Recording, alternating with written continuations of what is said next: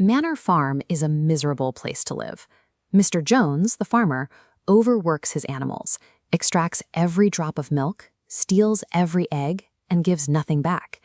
The animals work their entire lives and die empty-handed. One night, an old boar named Major calls a secret meeting.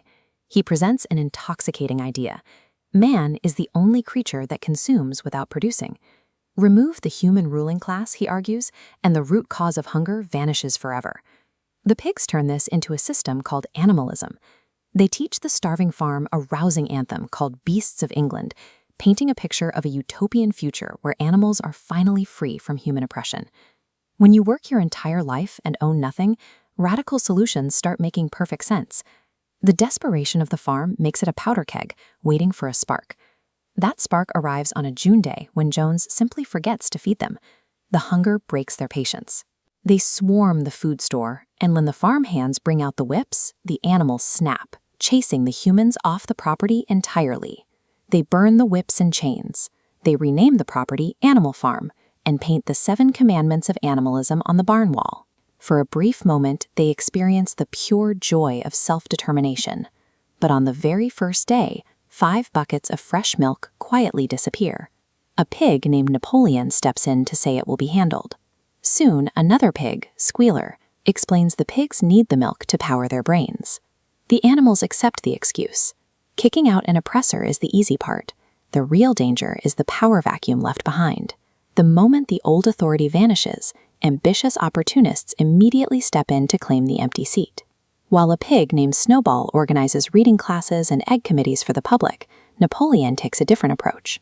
He seizes 9 newborn puppies from their mothers, hiding them in a loft to raise them in total isolation. The 2 pigs eventually clash over a plan to build a windmill that would provide electricity and a 3-day work week. At the Sunday meeting, Snowball delivers a brilliant speech that sways the entire crowd to vote for the project. Napoleon simply stands up and lets out a high-pitched whimper.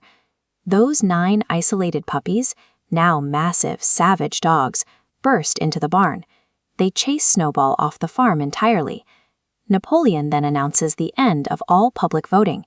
Committees and public speaking mean nothing against fangs. In a power struggle, a small, loyal military force easily overpowers democratic debate. With the military secured, Napoleon needs to manage the public.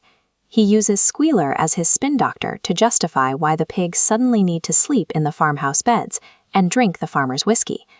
Squealer physically rewrites the law in the dark.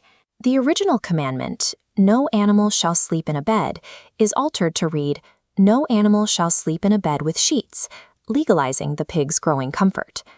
To stop anyone from questioning these changes, the pigs trained the sheep to bleat a simple, repetitive slogan, 4 legs good, 2 legs bad. Whenever a debate begins or a difficult question is asked, the sheep start their chant, drowning out every voice until the moment of doubt passes. Meanwhile, Snowball is transformed into an invisible boogeyman. When a storm destroys the half-built windmill, Napoleon blames Snowball. A blocked drain? Snowball. To maintain control, a regime has to monopolize the truth. By rewriting their own legal history and inventing an ever-present external enemy, they keep the public terrified and entirely dependent on the leader's protection. By January, the farm is starving, and the regime turns to terror. Napoleon holds show trials where terrified animals confess to working with Snowball. The dogs immediately tear their throats out, leaving piles of bodies in the yard. Boxer, the strongest and hardest-working horse on the farm, watches the slaughter and assumes he and the other animals must have failed. He internalizes the blame and adopts a tragic new motto, "I will work harder." Boxer hauls stone for the windmill until his lungs give out. He collapses, blood pouring from his mouth, clinging to the naive hope that he can finally retire to the pasture at age 12. Napoleon calls for a van to take his most loyal worker to the hospital. But as the van pulls away, the side clearly reads horse slatterer and glue boiler. Napoleon sells him to buy a crate of whiskey, while Squealer tells the weeping farm that Boxer died peacefully in a hospital bed.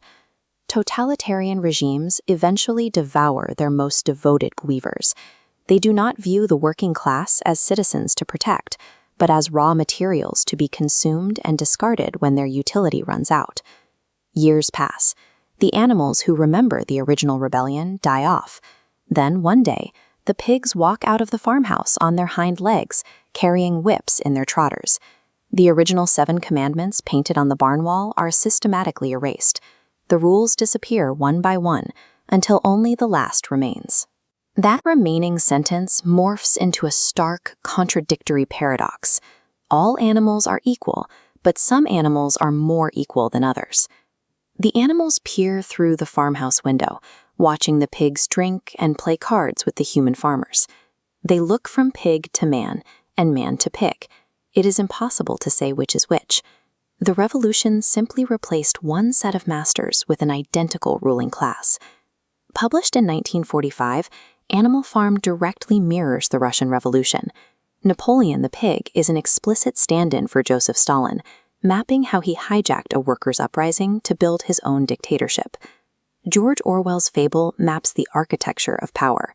He identifies a specific, recurring playbook used to dismantle a movement from within, regardless of the era or the ideology involved. The tragedy relies on the complicity of the public, the exhausted masses who let squealer confuse them, and animals like Benjamin, the cynical donkey, who sees the truth but chooses to stay quiet. Tyrants can change their names, flags, and slogans, but unless the public is educated, vocal, and willing to speak up when the very first bucket of milk goes missing, the oppressor simply takes a new shape,